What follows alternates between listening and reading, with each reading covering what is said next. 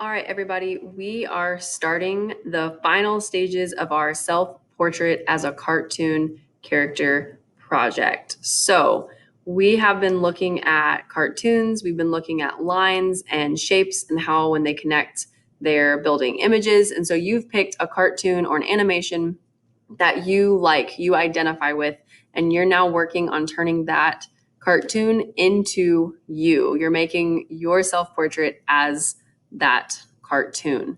So I wanted to just give us a quick overview of the things we've talked about and then remind you of the goals and objectives of this final project.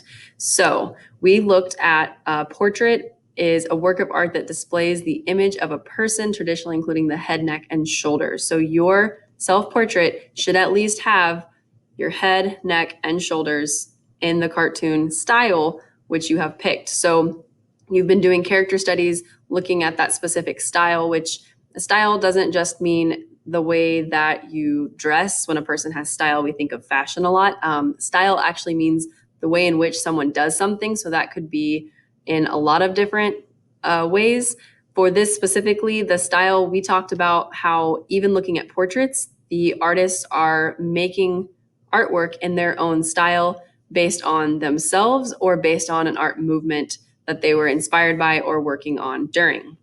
So this is a distinct appearance determined by principles in which something is designed. So the artist, the cartoon artist that you have been looking at has a very distinct way of doing something. And we did those studies to try to start to learn how we can form that style for this project. So we looked at different portraits made by different artists from different time periods. We talked about how they still have the head, neck, and shoulders. They're showing the person. They could represent the person in their likeness, or it could be more of an emotional representation. There's different goals on the portrait and the way that the goals that the artist had. We also talked about how they were dealing with not just the person, but the background itself. So that's important too. Different things are going on in the backgrounds, talking about patterns and the textures, or maybe just solid color. So the way that the artists are dealing with the background, the choices they're making to fill the background up intentionally is very important. We're not just rushing and racing to fill the background. We want the background to reflect something about us as well.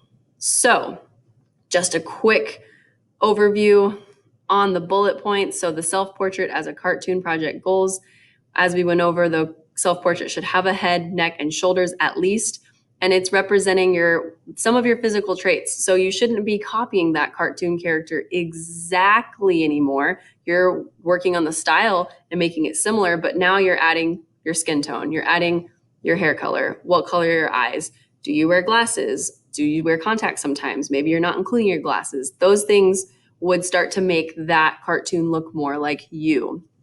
Remember your background, it should have meaning. So some examples that I included were that it could represent something you identify with. So maybe it's a color you like, a pattern you like, maybe a flag for your heritage or culture, or maybe it's something that you like that you want to include and you want to repeat it in a pattern to make your background reflect something of you.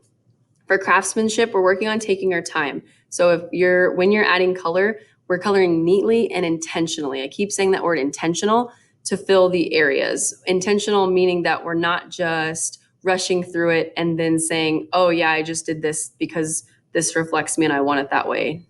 No, we need to take our time, make sure that we're picking it for the right reasons, if it's a color or a pattern, and then do your best work on it.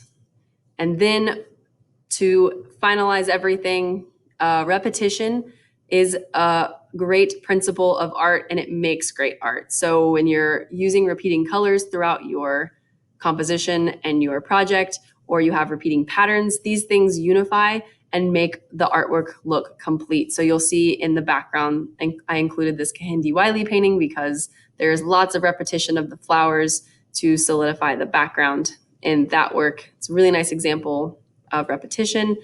And yeah, so that's it. All right, so I'm really excited to see all of your self-portraits as cartoons. And you can always refer back to this video to keep you on track if you need it. And good luck and have fun making your artwork.